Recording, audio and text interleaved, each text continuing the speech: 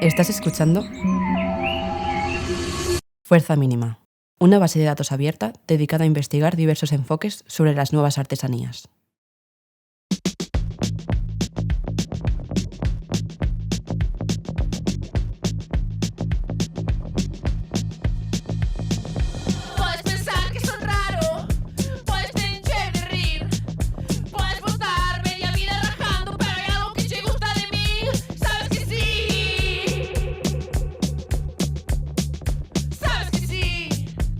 Primero, cuando trabajamos con artesanos, nos damos cuenta lo importante que es las nuevas generaciones, ¿no? Sus hijos que se han ido a estudiar fuera, se han ido a Londres, Nueva York, se han formado en otras técnicas, pero luego han vuelto a su casa. El nuevo lujo viene a ser una invención por parte de las grandes marcas del lujo por mantener la hegemonía de su mercado, evidentemente, ¿no? Lo creemos desde hace muchos años que estamos en un contexto muy favorable, porque cada vez hay más profesionales de distintas ramas del diseño que se están formando en técnicas artesanales. Como ya hemos hablado, cada vez hay más marcas que quieren introducir la artesanía en su modelo de negocio. Al final es como entendemos nosotros los proyectos. Construimos proyectos de futuro, construimos proyectos que perduren en el tiempo, construimos proyectos sostenibles, y para construir un proyecto así necesitas una buena base. Está muy guay que controles la técnica, muy guay que tus productos sean perfectos y súper bonitos, pero tienes que tener una base sólida de empresa, ¿no? De saber lo que quieres y hacia dónde quieres ir. No tiene sentido hoy en día crear una silla en un contexto en el que ya tenemos suficientes sillas. Entonces nosotros apostamos mucho por rediseñar o reinterpretar lo que ya está hecho, ¿no? Buscar mejores soluciones para cosas que ya están hechas.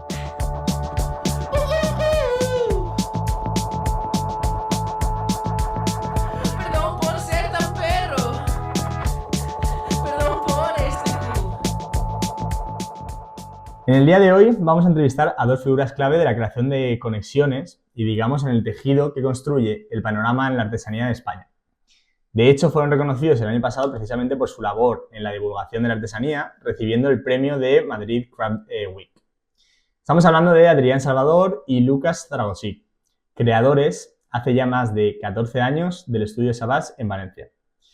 En Fuerza Mínima nos interesa también muchísimo este tipo de perfiles que han sabido intuir el potencial de la artesanía y que la han sabido conectar con los nuevos modelos educativos. Ellos dirigen el máster de artesanía contemporánea de Barreira y también con nuevos discursos, narrativas con las marcas y con una redefinición del lujo y sus consumidores. Y es por eso que, al ser la investigación de las nuevas artesanías el centro de Fuerza Mínima, Estudio Savage no podía faltar en este podcast. Bueno, bienvenidos, chicos. Muchísimas gracias por estar aquí. Muchas gracias, chicos. A lo mejor empezamos un poco punkis, pero nos ha gustado mucho la dinámica esta del fuck, marry and kill. A quién te follarías, con quién te casarías y a quién besarías. Y hablando de la artesanía, nos gustaría como preguntaros qué artesanía os follaríais, con cuál os casaríais y con quién os liaríais. No con artesanos, no con artesanos, sino con qué artesanía. No estaría mal, oye. Hay muchos artesanos.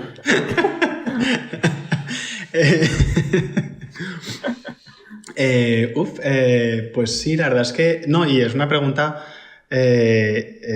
muy interesante por cómo se encuentra hoy en día la artesanía y también cómo comprendemos nosotros la artesanía, ¿no? Como ese espacio vivo, amplio y dinámico que incluso hasta nosotros mismos que trabajamos con artesanos, que trabajamos con el mercado de la artesanía, ¿no? No como un mercado único, cerrado y hermético, sino como un mercado completamente fluido, que se ha filtrado en todas las capas de la sociedad.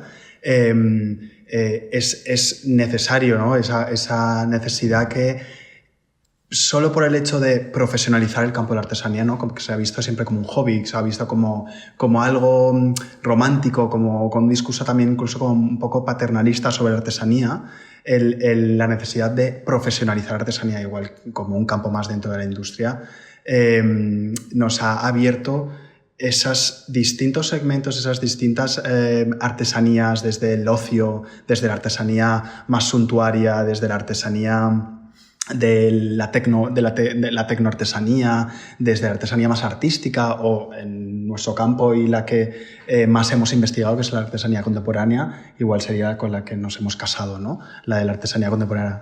Pero bueno, también nos liaríamos de vez en cuando con la tecnológica, yo creo, ¿no? Que a nosotros nos atrae mucho todo el campo de la artesanía tecnológica, como está creando un discurso más relacional sobre los objetos y que creemos que también es el futuro, ¿no? La postindustria y esa tecnoartesanía. No sé, ¿qué te parece a ti, Lucas? Sigo pensando, porque además, aparte de los tipos de artesanía, estaba pensando en artesanías dentro de la artesanía, ¿no? Entonces, en nuestro caso, creo que llevamos muchos años, sobre todo Adrián, casados con la marroquinería, ¿no? Con una técnica artesanal de la que Adrián es maestro artesano y que es uno además de nuestras niñas mimadas del estudio, porque desarrollamos muchos proyectos vinculados a la marroquinería, ¿no? Igual sería como nuestra amante. Y las otras son más complicadas, no lo sé, es que trabajamos tantas que igual nos seduce mucho el vidrio, por ejemplo, o la cerámica o los biomateriales, ¿no? Entonces ahí estarían nuestros otros amantes. Oye, por ponernos un poco también en contexto para nuestros oyentes y tal, nos gustaría que también nos sintetizarais un poco como vuestro recorrido, que además es como muy diverso y ambos como venís un poco de sitios diferentes, que os ha llevado hasta dedicaros a estar en contacto con la artesanía contemporánea y que ha sido como un pilar en el estudio Savage que habéis creado desde hace unos años ya. Pues sí, mira, nosotros nos conocemos hace 18 años y cuando nos conocimos los dos estábamos viviendo, estudiando, trabajando fuera y así pasamos algunos años hasta que teníamos en mente volver a Valencia y crear un proyecto de futuro en una ciudad donde nos sentimos muy cómodos y que nos facilita bastante las cosas. Entonces, hace 15 años decidimos dar forma a un proyecto que en ese momento no teníamos muy claro lo que iba a ser, un estudio, un laboratorio de experimentación. Lo que sí que tuvimos claro desde el principio era un manifiesto, igual que habéis comentado vosotros, y que definía un poco lo que queríamos o hacia dónde queríamos ir y sobre todo hacia dónde no queríamos ir, ¿no? Entonces es verdad que a partir de ese momento, hace 15 años, empezamos a desarrollar proyectos y esos proyectos nos permitieron, bueno, darnos a conocer y hacer que otras personas nos conocieran. Y siempre todos los proyectos han estado vinculados a la artesanía. Directa e indirectamente, porque trabajamos para marcas de artesanía, porque nosotros mismos desarrollamos proyectos con técnicas artesanales, ¿no? Entonces, todo eso, esa mucha o poca experiencia que teníamos, nos llevó hace 8 años a complementar un poco una de las líneas de nuestro trabajo, que es la formación, y dar forma al que hasta ahora es el primero y único máster de artesanía contemporánea del mundo con estas características, ¿no? Queríamos un poco poner en una coctelera nuestros aprendizajes y nuestra experiencia para todas aquellas personas que quisieran desarrollar proyectos vinculados a la artesanía contemporánea. Sí, yo creo que también nosotros somos un proyecto que emerge, que empieza en plena crisis de 2012-2010, ¿no? En el que, bueno, no solo había muchísimos amigos que estaban yendo de España, que estaban viendo a ver de qué manera pues, poder salir adelante, pero también era como, habíamos vivido una era como de bonanza en el que se buscaba el margen ante todo en todo tipo de producciones, ¿no? Era la era de la descentralización de las producciones en otros países, ¿no? Sin tener en cuenta realmente qué es lo que estaba provocando eso, ¿no? Y cuando nosotros empezamos nuestro proyecto y nos damos cuenta de la dificultad que tenemos para poder producir las cosas que queríamos ir realizando, nos empezamos como a especializar en quién hay en Valencia, quién hay en nuestro entorno, quién hay en España que esté produciendo, pero que además podamos hacer un seguimiento de cerca de cómo se están haciendo esos productos, ¿no? Comprender el por qué, el cómo, qué materiales se trabajan, y no nos habíamos dado cuenta hasta entonces de que Valencia, por ejemplo, es una de las ciudades con la red de artesanos más grande de Europa y la más antigua, ¿no? Entonces, bueno, pues todas estas cosas nos han ido como generando esa ese manifiesto, ese proyecto que es Estudio Savage, y que ha ido de forma orgánica de la mano de la artesanía sin nosotros saberlo, ¿no? Hasta que poco a poco fuimos comprendiéndolo. Vamos a ir abriendo capas, tanto conceptuales como lo del máster, pero vamos a abrir la capa de la dimensión de Estudio Savage. Si tuvieras que explicarle a mi madre qué es Estudio Savage y cuáles son los pilares del que se compone, ¿qué sería? Esta es una buena pregunta y ojalá nuestras familias estén escuchando el podcast porque es algo que se repite constantemente, ¿no? Claro, es como, pero en serio, ¿qué hacéis? Y lo cierto es que tampoco nos gusta como clasificarnos en nada, ¿no? Es verdad que después de 15 años nos definimos así un poco de manera directa como un estudio de diseño global. Esto nos permite hacer un poco lo que queramos, ¿no? Entonces, tenemos como, 3 divisiones aproximadamente. Una división que es trabajar para otras marcas que ya existen y que quieren cambiar, evolucionar, adaptarse, crear algo distinto y les podemos ayudar. Marcas que todavía no existen, o sea, grupos de inversión que tienen una idea en la cabeza y necesitan a alguien que le ayude a aterrizarla y a ejecutarla, y entonces para estas personas les ofrecemos un servicio 360, desde la idea, el concepto, el diseño de producto, comunicación, producción, lo que necesiten. Eso sería una línea. Luego tenemos otra línea que es nuestros proyectos personales que desarrollamos de manera intuitiva y que hemos desarrollado durante estos 15 años, vinculados siempre a la artesanía. Y luego tendríamos una tercera capa que la verdad es que tiene bastante peso, que es la formación. Formación tanto en escuelas como para instituciones o empresas alrededor del mundo. Súper guay porque nos da la sensación que también ponéis muchos pilares a nivel empresarial. ¿Cómo es una consultoría en Estudio Savage? ¿Qué pasa ahí dentro? Pues es una visión del mundo, ¿no? Es como una visión 360 grados de lo que está pasando, no solo un análisis de las tendencias, ¿no? Un análisis del mercado completamente y profundo, ¿no? Llevamos desde hace 15 años trabajando alrededor de este sector. Creo que nos conocemos bastante bien, las marcas, los que participan, las instituciones que forman parte también del sector y que pueden ayudar o que generan equilibrios dentro del mundo de la artesanía, ¿no? Y es esa parte primera, ¿no? de ponerte dentro de la artesanía dónde quieres estar, en qué nivel, en qué segmento, qué canal de comunicación necesitas, qué canal de producción. ¿Y qué herramientas, por ejemplo, un artesano tradicional puede encontrar de parte de Estudio Savage para que su negocio tenga más repercusión? Lo que nosotros siempre vemos o intentamos ver es la potencialidad de los proyectos, ¿no? Que muchas veces un artesano que igual está centrado en hacer el mismo o ejecutar el mismo proceso durante toda la vida no lo ha visto, ¿no? Y de repente cuando le aportas una visión desde fuera un poco más global, vemos las posibilidades. Sí, hace años, por poner un ejemplo, ¿no? de este proyecto, desarrollamos un proyecto para la Junta de Andalucía que se llamaba Crafting Progress, que precisamente lo que hablaba era de qué manera podemos ayudar a un grupo de artesanos más tradicionales, ¿no? De una artesanía más folclórica, a elevar ese producto, a reintroducirlo en otro mercado, ¿no? Era un objetivo que tenían ellos como claro para que nosotros les ayudáramos a conseguir, ¿no? Y lo hacemos ahora, en estos últimos años, para el CIDAP, que es el Centro Interamericano de Artesanía y Artes Aplicadas de Latinoamérica, que es el conglomerado de todos los gobiernos latinoamericanos que apoyan la artesanía. Pues desde hace 5 años hacemos un poco la misma formación para ayudar a diseñadores o artesanos locales a hacer que sus marcas crezcan y lleguen a otros mercados. Sí, yo creo que lo que más les sorprende, como lo primero que les ponemos en la mesa, ¿no? Nada más empezar, es que comprendan que en la artesanía no hay un mercado único, ¿no? Y eso es lo primero que les rompe la cabeza, ¿no? Ellos sí piensan que el único mercado que hay es al que ellos tienen mano, al que ellos llegan desde sus herramientas, de las herramientas que tienen en sus entornos, ¿no?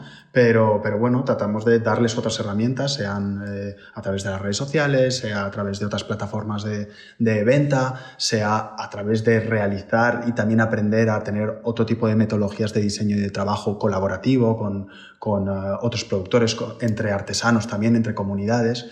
Y nada, es simplemente darles más ingredientes para que el enfrentarse a ese lienzo en blanco sea más fácil, que sea más rico también, más provechoso. De todas formas, siempre decimos, y además cuando trabajamos con artesanos nos enfrentamos siempre desde un punto de respeto máximo, porque entendemos que el valor diferencial y el valor añadido es su trabajo, o sea, eso ya lo tienen, no vamos a enseñarles nada, ¿no? Lo único que vamos a intentar es aportar un granito de arena para, por un lado, para que se lo crean, ¿no? Y para que vean cómo hay como un mundo de posibilidades abiertas y solo hay que como saber llegar a ellas de alguna forma. Claro.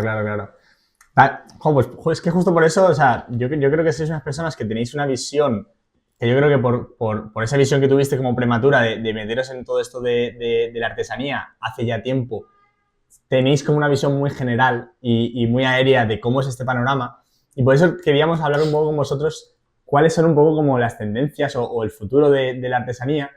Y quería empezar un poco porque, bueno, está claro que estamos como en un momento brutal para la artesanía donde potencialmente un proyecto artesano puede tener unas posibilidades increíbles de difusión, de crecer rápidamente, etc.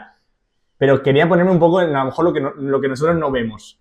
¿Qué amenazas creéis que tiene ahora mismo la artesanía?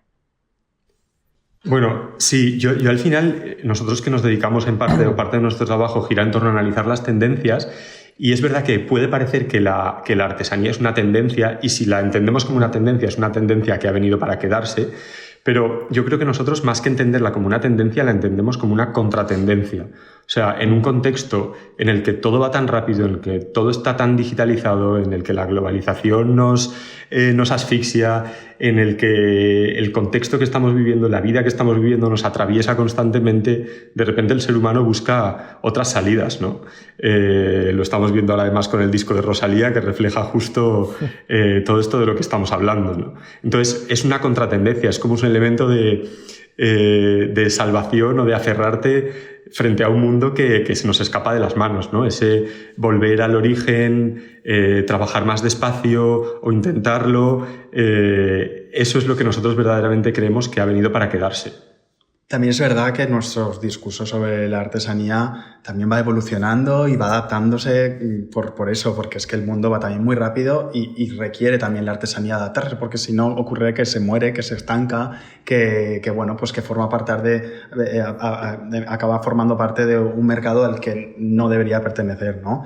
Pero yo creo que tratamos de tener también como un discurso sobre artesanía un poco más disidente, ¿no? Hablar, por ejemplo, últimamente estamos hablando mucho de la artesanía no desde el objeto, sino desde lo inmaterial, como ese espacio como de experimentación, sobre los procesos, sobre el tiempo, sobre el ritmo de trabajo que requiere artesanía, ¿no?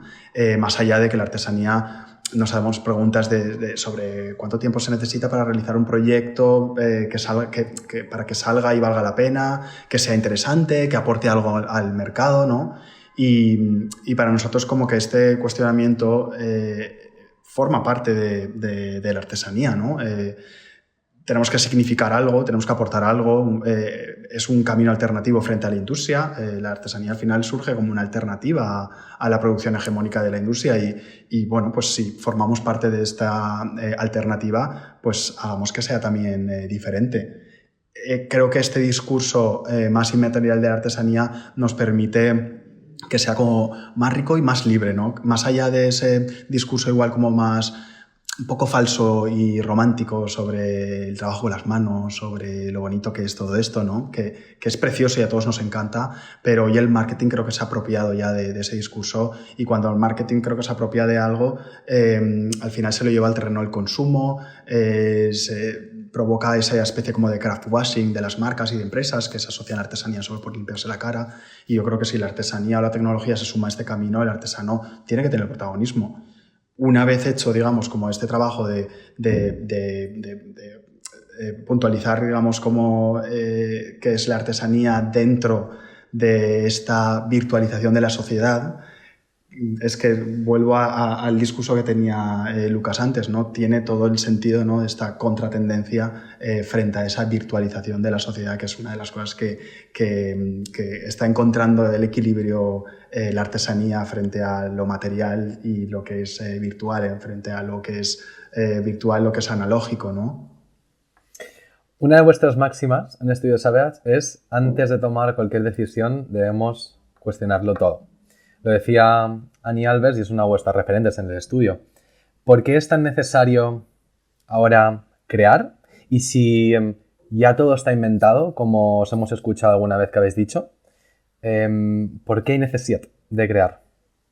Bueno, esa reflexión que nosotros hemos utilizado alguna vez y que no es nuestra, no nos pertenece y se ha utilizado mucho a lo largo de la historia. De hecho, recientemente, bueno, hace unos años, Virgil Abloh la usó bastante a la hora de crear, justo, y era él el que decía: es que no tiene sentido hoy en día crear una silla en un contexto en el que ya tenemos suficientes sillas, ¿no?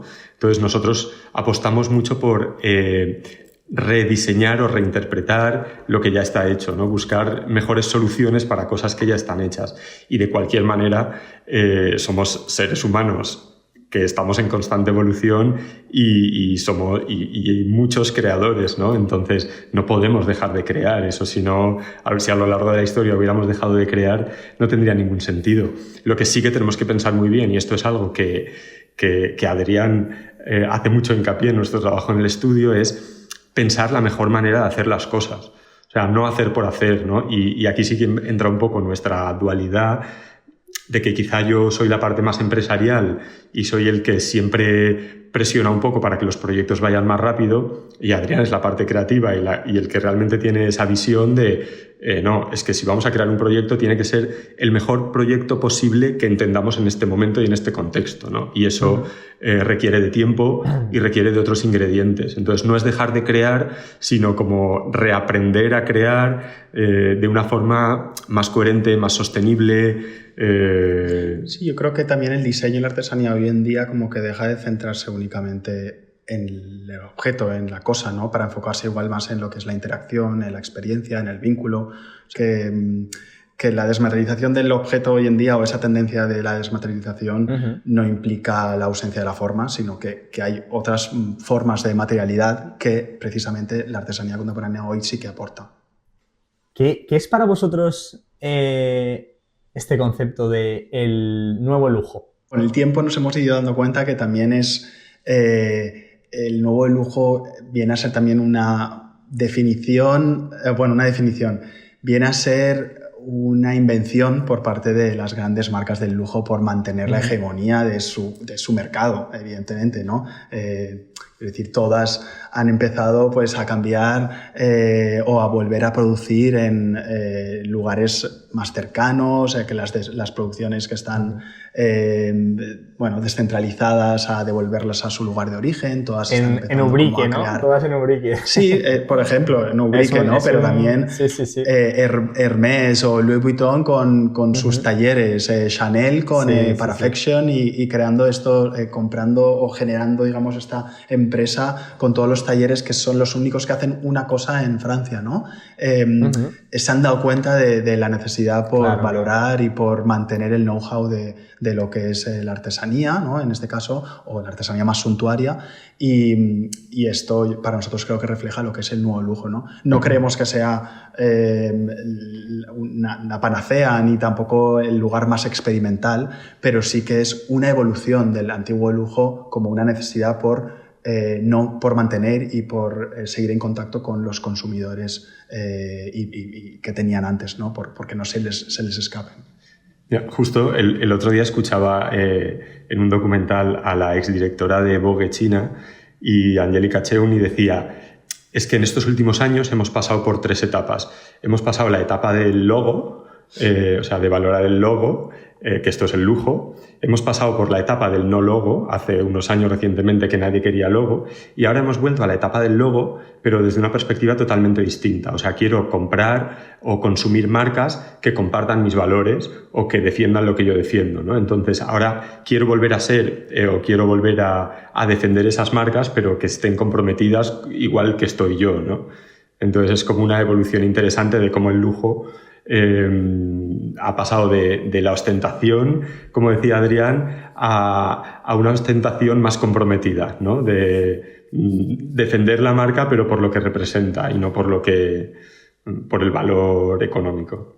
Realmente no sabemos si la artesanía es más sostenible o ética, o es solo muchas veces como más lenta.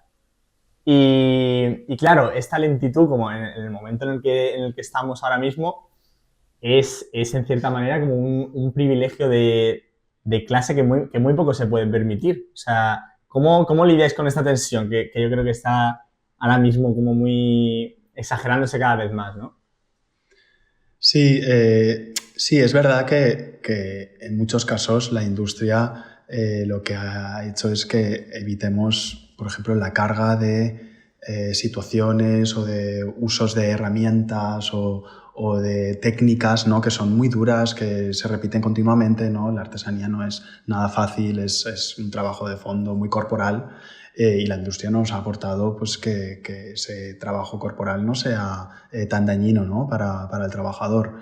Y eso, evidentemente, es sostenible, ¿no? Yo creo que la diferencia sobre la sostenibilidad de todo esto es que la artesanía tiene un límite de producción, un límite de capacidad, un límite matérico también, ¿no? Porque generalmente los artesanos pues, trabajan también con materiales que están cerca o en el entorno, que a veces son temporales, ¿no? Pues como ocurre Idoia Cuesta con las fibras, ¿no? Vegetales. Entonces, yo creo que va más por esa línea, ¿no? de comprender todo lo que rodea. No es como cuando vamos al supermercado. Podemos ir al supermercado que tiene todas las frutas y hortalizas durante todo el año, o podemos ir al mercado de cercanía que solo tiene pues, esos alimentos de temporada y que te tienes que adaptar a lo que tiene, ¿no? Pues es un poco lo que obliga a la artesanía, ¿no? Que al consumidor se adapte a lo que tiene, no te puede dar todo en todo momento. No sé si va un poco por esa línea. Sí, yo creo que además, Adrián lo ha nombrado hace un rato, hace unos años vivimos una época o un contexto en el que el greenwashing se puso súper de moda hasta que se tuvo que regular, ¿no? Porque utilizábamos las palabras sostenibilidad, bio, con una ligereza que no era real, ¿no?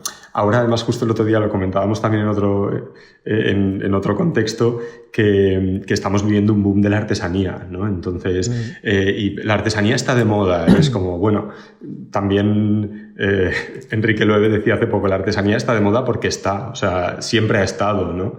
Hay que ver qué uso hacemos de ella. Y entonces hay que controlarlo, regularlo también, igual que regulamos otras cosas.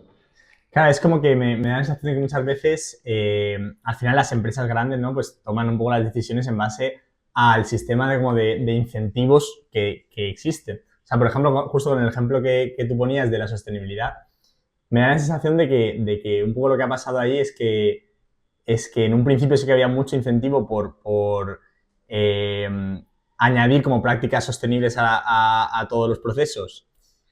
Pero cuando, digamos, la sostenibilidad se ha hecho súper mainstream y ya marcas como Zara, todo su marketing es somos sostenibles, tal, claro, llega un momento en que se genera como, o sea, ya no hay incentivo para realmente hacer cosas sostenibles, porque ya es como que se diluye un poco ese concepto. Y me da un poco de miedo también que pase esto con la artesanía, ¿no? O sea, como que realmente ya no se pueda distinguir muy bien entre qué es artesanía y qué no, porque al final las marcas son especialistas en añadir narrativa, en hacerlo muy bien para que de verdad esté integrado esto un poco ahí, ¿no? En el ADN. Mira, yo creo que esto, y es algo que intento inculcar a nuestros alumnos siempre, creo que el poder real ahora lo tiene el consumidor.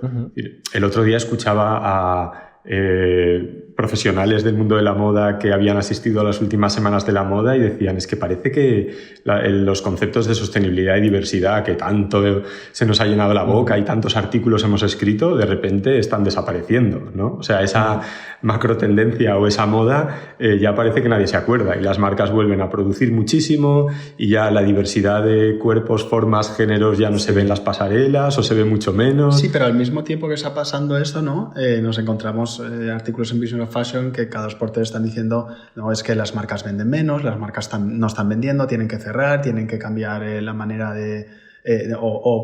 no te dicen, o sea, te dicen, no, es que el consumidor no compra, no consume. Es como, bueno, es que no le estás aportando igual lo que están pidiendo o lo que están buscando, ¿no? Entonces... Bueno, como os he dicho antes, al final yo creo que si pasa esto, lo que ocurre es que hay un consumidor disidente que se va a los márgenes, a los mercados satélite, más marginales, más experimentales, y que son el lugar perfecto para que todas estas marcas nuevas vayan surgiendo, ¿no? Por eso este boom también de marcas emergentes, de gente aportando y abriendo proyectos súper interesantes, ¿no? Es un muy buen momento para estas marcas. Y bueno, una necesidad también para las marcas grandes de adaptarse, ¿no? Lo que pasa es que llevan al final un lastre tan grande que para ellos adaptarse y cambiar es muy difícil. Ok, chicos, abrimos otro fascículo. ¿Por qué Valencia necesitaba un máster de artesanía? Bueno, no lo necesitaba Valencia en concreto, lo que pasa es que como nosotros estamos ubicados aquí pensamos que era un buen lugar para desarrollarlo. Es verdad que gran parte de la formación sucede en Valencia, pero los docentes vienen de todas partes del mundo y nosotros incluso con los alumnos viajamos a distintas partes a lo largo de las ediciones y de los meses del año, ¿no? Sí, además es un proyecto que al final surge desde nuestro estudio, después de ver un poco pues, los proyectos que hemos ido desarrollando, marcas para gente, para... Bueno, pues alguien que ha venido y que quiere desarrollar una marca de bolsos, ¿no? Y nos damos cuenta que también, aparte de contratar a alguien para que le asesoren, para que le hagan una consultoría para poder desarrollar un buen proyecto, necesitan también implicarse, ¿no? Y entonces nos dimos cuenta de que por qué ese trabajo que realizamos desde el estudio no lo hacemos, pero acompañando a esos creadores, estudiantes, profesionales que quieren profesionalizar un proyecto que tienen ya entre manos, ¿no? Entonces, al final es un laboratorio de marcas, de proyectos personales que durante un año van a tener los mejores tutores del sector de la artesanía y de la industria y del diseño.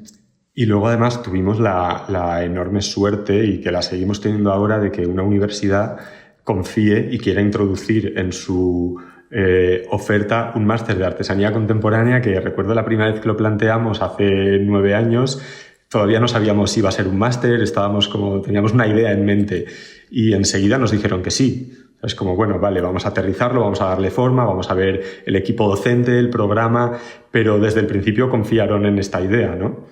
Ahora, muchos años después, estamos viendo como ideas quizá no tan completas o que tocan tantas artesanías como el nuestro, pero bueno, más conceptos formativos vinculados a la artesanía contemporánea. Pero en ese momento, hace 9 años, nosotros estábamos, bueno, y seguimos estándolo obviamente, agradecidísimos que confíen en una universidad de diseño introducir la artesanía contemporánea. Sí, luego, pues si queremos vincular el por qué también Valencia, bueno, también por la cantidad de talleres y de artesanos que tenemos en la zona, a pesar de que vienen también desde fuera muchos, ¿no? Y luego también Valencia como ciudad es muy atractiva para el público internacional, bueno, sigue siendo provincia, está en el equilibrio entre una ciudad grande y ciudad pequeña. Claro, nosotros cotillando la guía docente y todas las materias, aparte de caer, se nos la baba y de darnos ganas de también hacer cosas con las manos, nos preguntamos, aparte de lo tácito, de tocar, ¿qué otros conocimientos podemos encontrar en el máster de artesanía? Mira, siempre el primer día de clase, cuando hacemos la charla de presentación, siempre les decimos confiar en nosotros y dejaros llevar, porque al final es un poco un viaje transformador, ¿no? Cada año cambia, pero luego vemos los resultados, vemos cómo cómo esto ha impactado en la vida de los alumnos por los proyectos que desarrollan luego, y entonces nos parece como muy, muy gratificante y para nosotros es como el viaje de nuestra vida. Porque aparte de toda esa formación más física, manual, de aprender más de 20 técnicas artesanales con los mejores profesionales, todo eso va acompañado de una formación en empresa, comunicación, imagen, o sea, porque al final es como entendemos nosotros los proyectos, o sea, construimos proyectos de futuro, construimos proyectos que perduren en el tiempo, construimos proyectos sostenibles y para construir un proyecto así necesitas una buena base. Entonces, está muy guay que controles la técnica, muy guay que tus productos sean perfectos y súper bonitos, pero tienes que tener una base sólida de empresa, ¿no? De saber lo que quieres y hacia dónde quieres ir. Y eso también nos ha permitido, a lo largo de todas estas ediciones, abrir mucho más el abanico de salidas. Es decir, inicialmente todos nuestros alumnos eran profesionales que querían crear una marca de artesanía, pero ahora de repente tenemos profesionales que se enamoran de una técnica artesanal y se vuelven locos con ella y se convierten en maestros de esa técnica, o otros que terminan y dicen, mira, me he dado cuenta que me encanta la artesanía, pero soy malísimo con el trabajo manual. No pasa nada. Te has convertido en un director creativo para marcas o te has convertido en un consultor estratégico para poner en contacto a marcas con artesanos, ¿no? Sí, o perfiles también de marketing que trabajan en empresas de artesanía que quieren conocer el sector y profesionalizarse, ¿no? Sí, además por algo que hablamos siempre, o sea, para nosotros el contexto, que esto es algo que repetimos muchísimo, es súper importante y lo creemos desde hace muchos años, que estamos en un contexto muy favorable, porque cada vez hay más profesionales de distintas ramas del diseño que se están formando en técnicas artesanales. Como ya hemos hablado, cada vez hay más marcas que quieren introducir la artesanía en su modelo de negocio de manera real. Y luego, que esto es lo mejor, cada vez hay más consumidores o más público que valora los productos artesanales como debe ser, ¿no? Y entonces la unión de estas tres aristas hace que sea un buen momento para formarte, para desarrollar este tipo de proyectos a nivel comercial y luego a nivel vital también, porque como decía antes, es un proceso transformador, o sea, es un camino que no tiene vuelta. Hola colegui, aquí Fuerza Mínima. Nos pasamos solo un momentito para comentarte que no te preocupes si algo de lo que se ha dicho en la entrevista se te ha escapado. En nuestro Insta, @FuerzaMínimaResearch, podrás acceder a todo el toolbox de Fuerza Mínima y el de esta entrevista y encontrar todas las referencias, los libros, las personas que estamos mencionando, las metodologías, las conclusiones, etc. Venga, te devuelvo la entrevista. ¡Hasta luego! No sé si tenéis como alguna pista de cómo se podría solucionar esto que voy a plantear, pero hay una cosa que creo que es como digamos, algo que está sucediendo en general y sobre todo en España, que es el tema del relevo generacional en artesanía. Y claro, vemos que hay también como muchísimo conocimiento que se está perdiendo, que es valiosísimo. Y no sé si habéis conseguido, pues, imaginar alguna solución, supongo que también a partir de la educación. Nosotros nos hemos dado cuenta, de varios elementos, ¿no? El primero, cuando trabajamos con artesanos, nos damos cuenta lo importante que es las nuevas generaciones, ¿no? Sus hijos que se han ido a estudiar fuera, se han ido a Londres, Nueva York, se han formado en otras técnicas, pero luego han vuelto a su casa. O sea, han vuelto a continuar con el taller familiar, ¿no? Y entonces todo ese conocimiento que han aprendido, más vinculado al diseño o a la creatividad, lo están incorporando a proyectos. Entonces vemos una evolución de, jolín, tienes al maestro artesano y tienes a su hijo que tiene otro tipo de formación y juntos hacen un match perfectísimo, ¿no? Y luego, por otro lado, y volviendo otra vez al máster, pero bueno, a la formación en general, nos damos cuenta que el sector artesanal es súper generoso. O sea, así como quizá cuando hablamos del diseño somos más reacios a compartir procesos o secretos, los artesanos, por lo menos nuestra red de artesanos que llevamos con ellos trabajando 15 años, son generosísimos. O sea, comparten sus conocimientos con una libertad y con un orgullo y con ganas de que alguien continúe esta historia, ¿no? Que no se pierda. O Sí, yo creo que también, además de todo eso, ¿no? de hacer hincapié en que tenemos que seguir teniendo aprendices, ¿no? Que me parece que pasamos del aprendiz al becario y el becario no se habla igual como se le hablaba al aprendiz, ¿no? Seguir haciendo fuerza con eso, ¿no? Seguir teniendo aprendices, dar ayudas a estos talleres para que se puedan permitir tener un aprendiz, porque no es fácil, es un trabajo más, ¿no? Uh-huh. Pero yo creo que lo más importante de la artesanía para seguirla manteniéndola viva es que hable un lenguaje contemporáneo.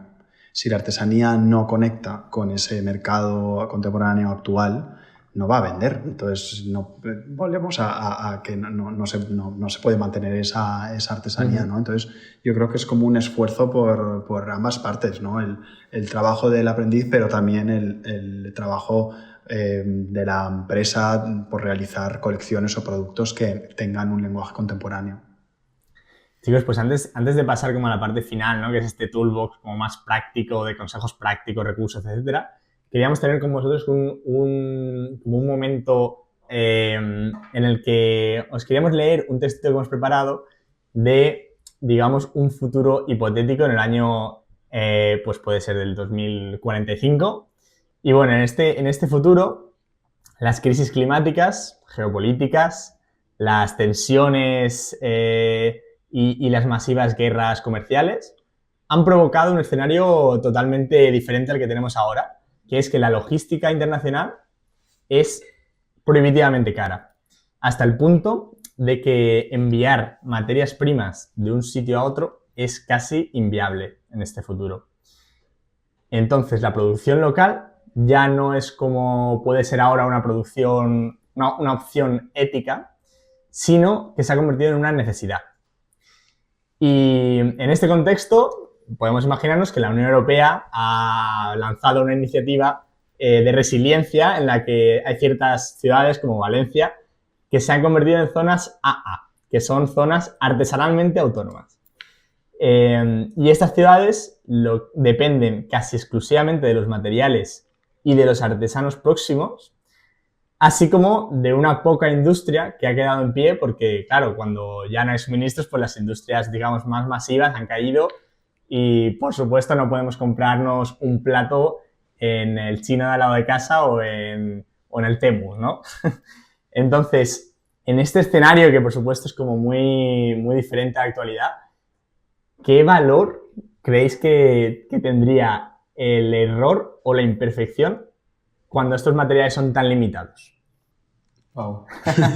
De todas formas, mientras estabas narrando el escenario, puedes hablar de 2050 o puedes hablar de 2025. Bueno, yo no lo veo tan alejado del mundo en el que nos encontramos. No, y sí que ha pasado cosas similares, ¿no? Ahora, por ejemplo, con el tema de los chips, la falta de minerales, que hay muchísimas plantas de producción de coches que no pueden, que se van de vacaciones en Alemania durante un año entero hasta que vuelven a tener esos minerales, ¿no? O durante la dictadura en España que, por ejemplo, los esparteros, o sea, había algunos, la gente no podía hacer esparto, no podía realizar trenzado de esparto, lo tenía prohibido, solo podían hacer gente que tenía como el sello de espartero, ¿no? Pero y más recientemente, durante la pandemia, las guerras siguientes, se han vivido estas situaciones de intentar ser lo más autónomo posible, ¿no? Uh-huh. Claro, es que porque me da la sensación de que muchas veces el tema de que se valore mucho como el auténtico, de un pequeño error, etcétera. Claro, también es porque estamos en un contexto que muchas veces, digamos que lo artesanal es muchas veces como un añadido de disfrute en un contexto en el que ya tenemos como un poco todo lo demás, ¿no? Nosotros tenemos una muy buena amiga que además de la que aprendemos muchísimas cosas, que es artista, Manusela Granell, que es de Valencia, y siempre dice que somos seres en constante construcción y eso es lo que nos tiene que preparar para lo que pueda pasar y para tener esa capacidad de adaptación, ¿no? Entonces, de todas formas, también es verdad que este escenario que planteabas y que un poco de broma decimos que se parece al escenario en el que estamos, pero bueno, queda mucho para llegar a ese punto, o igual no tanto, cuando viajamos a otros países o a otras comunidades, nos damos cuenta que hay muchas comunidades artesanales que están viviendo así. O sea, que están viviendo con muchos menos recursos y que entonces la adaptación la tienen presente en su día a día, ¿no? Que nosotros llegamos de fuera y llegamos con unas visiones y pretendemos cambiar un poco su historia y ellos son muy reticentes a esto porque al final son conscientes de su día a día, ¿no? Entonces, buscar ese equilibrio entre lo ideal y lo real es importante en términos de artesanía también. Y que como seres humanos lo que buscamos es sobrevivir. Y en esa búsqueda de poder sobrevivir, yo creo que estamos también adaptando y dándonos cuenta de los fallos y de los errores que tenemos, ¿no? Por ejemplo, la industria, que es una cadena de montaje, sobreespecializa a los peones, a la gente, ¿no? Entonces, esto lo que hace es que no puedas desarrollar esa única persona un producto desde el principio hasta el final. La artesanía sí que te permite eso, ¿no? No solo que una persona desde el principio hasta el final lleve un producto, finalice un producto, sino que en ese proceso de realización pueda experimentar, pueda jugar, pueda cambiar, pueda tomar decisiones. En una cadena de montaje eso es imposible realizar, ¿no? Y creo que la artesanía precisamente responde a esta idea de la falta de recursos, de la producción local, de lo cercano, de qué ocurre si de repente hay un apagón y no podemos utilizar maquinaria. No sé, creo que nos preparamos, somos seres resilientes, flexibles, que nos adaptamos a lo que pueda ocurrir y el porqué de este resurgimiento de la artesanía también tiene que tener relación con esto. Toolbox, chicos. Aquí, pues, Fuerza Mínima siempre hace un parón de lo conceptual para buscar las respuestas a las preguntas que a veces nos cuesta encontrar. Entonces, bueno, preguntaros también cuáles son los procesos o metodologías, análisis que os están funcionando más últimamente a la hora de lanzar nuevas estrategias o nuevos productos físicos. Mira, pues desde que empezamos tenemos dentro de nuestro manifiesto tenemos una frase que es: existe otra forma de hacer las cosas, que además la hemos pronunciado alguna vez esta tarde.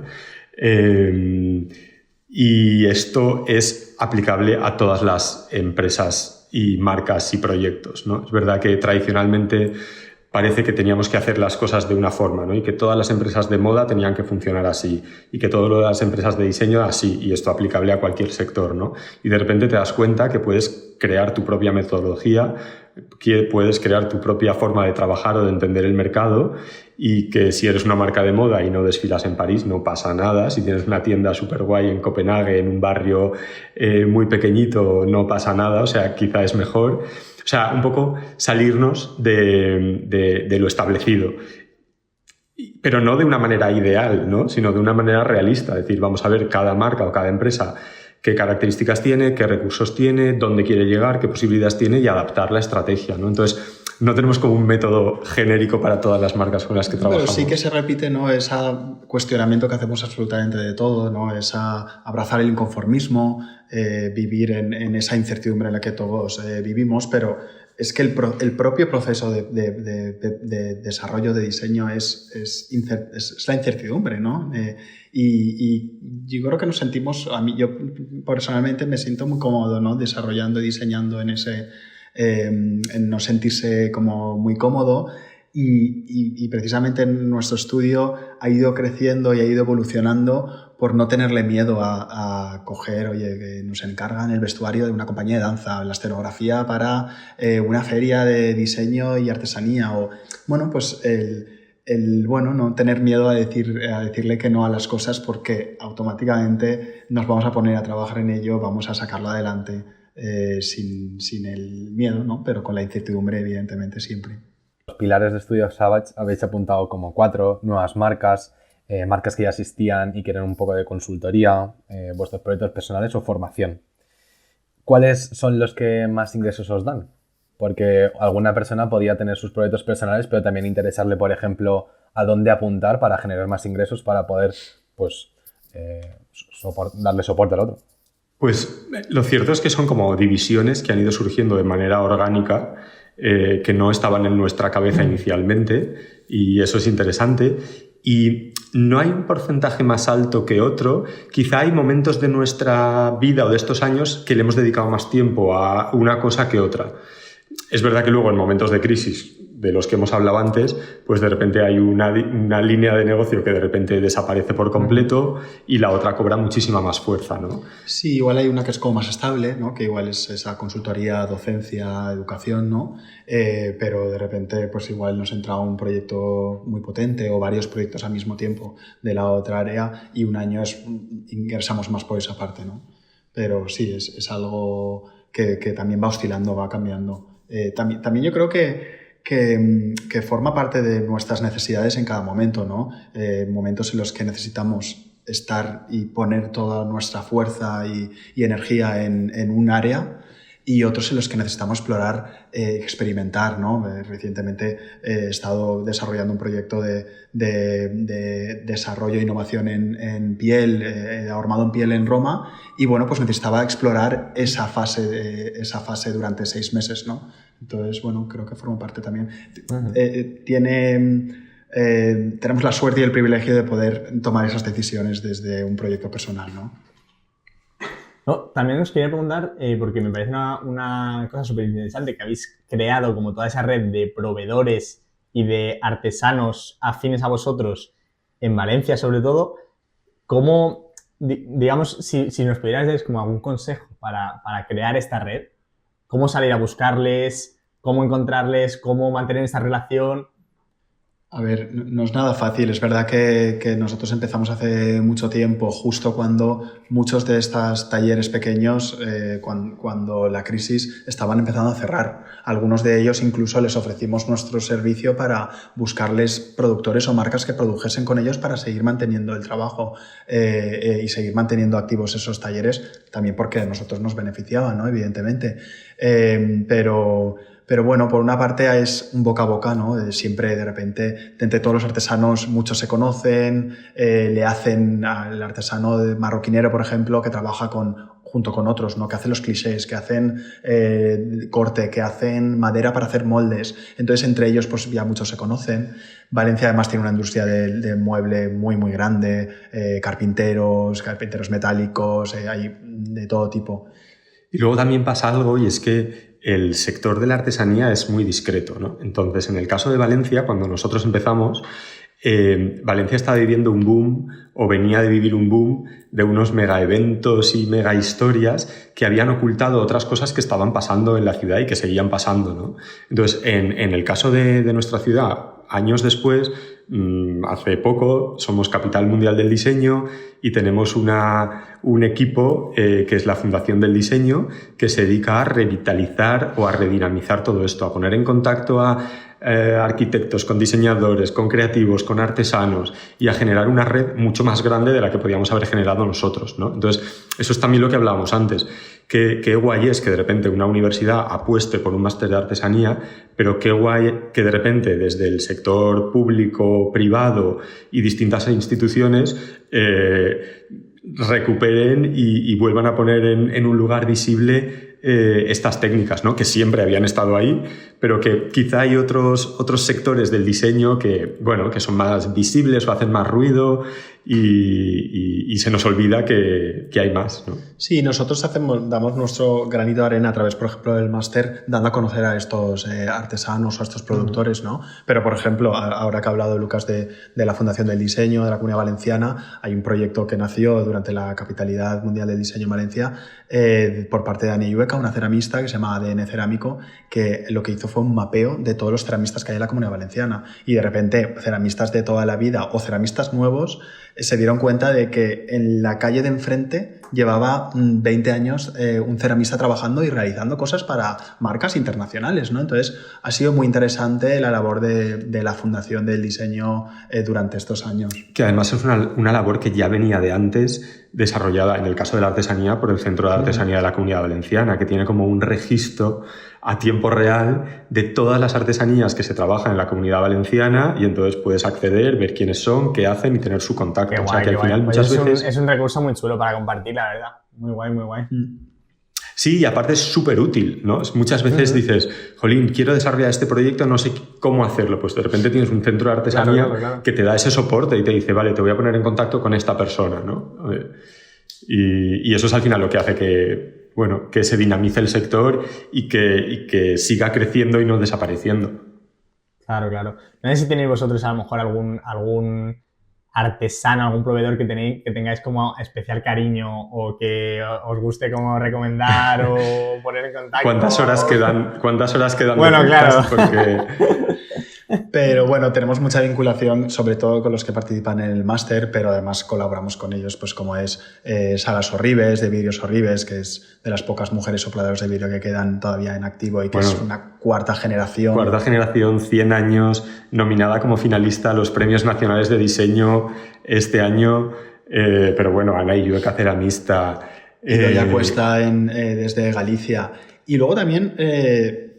artesanos que no vienen de generaciones, ¿no? Que antes estábamos hablando, ¿no? De todos estos artesanos que han heredado talleres, pero la mayoría, es bastante sorprendente, la mayoría de los artesanos que son maestros, profesores en el máster, no vienen heredando esto, sino vienen de otras formaciones. Por ejemplo, Idoia Cuesta, cestera contemporánea, es bióloga.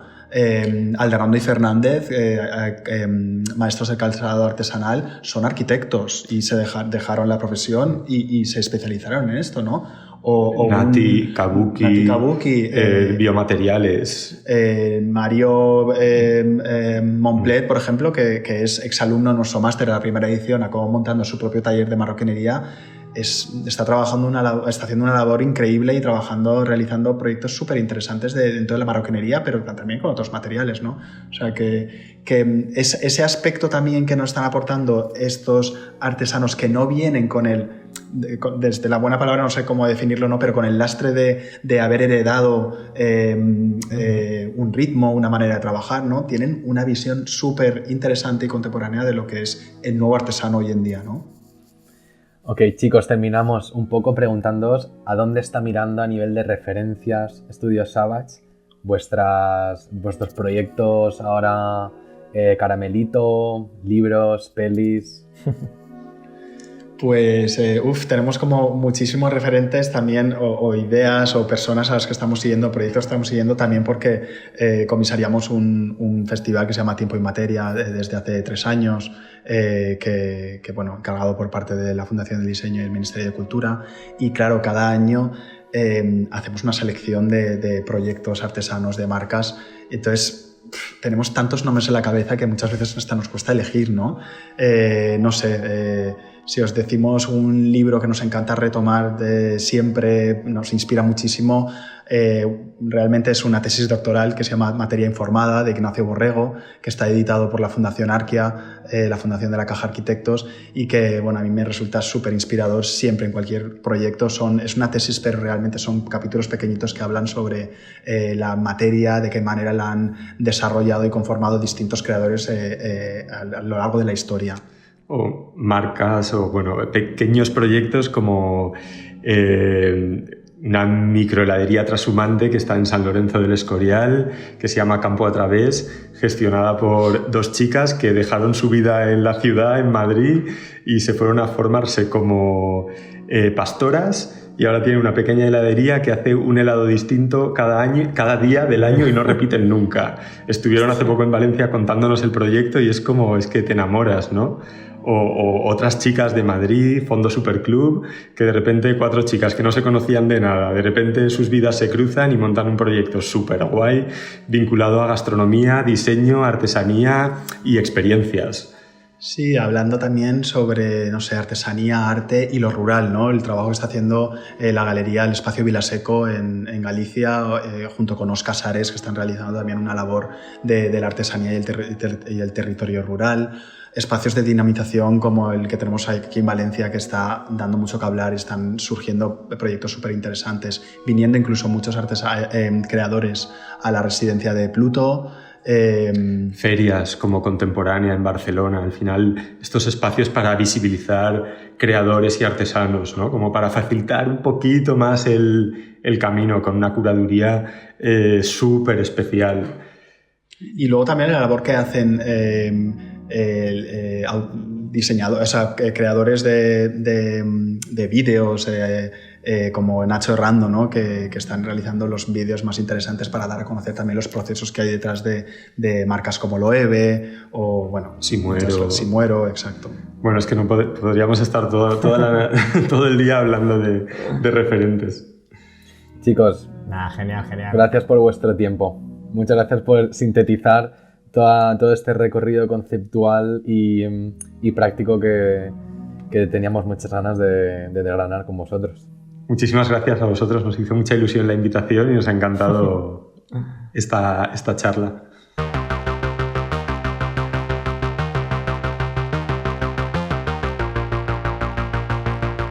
Mil gracias por acompañarnos hasta aquí. La verdad es que nos flipa tenerte al otro lado. Si quieres echarnos una mano, hazte un pequeño trip por nuestro Instagram, @fuerzaminimaresearch, y explora, curiosea y comparte con tus amigas esos recursos que creas que más les van a encantar.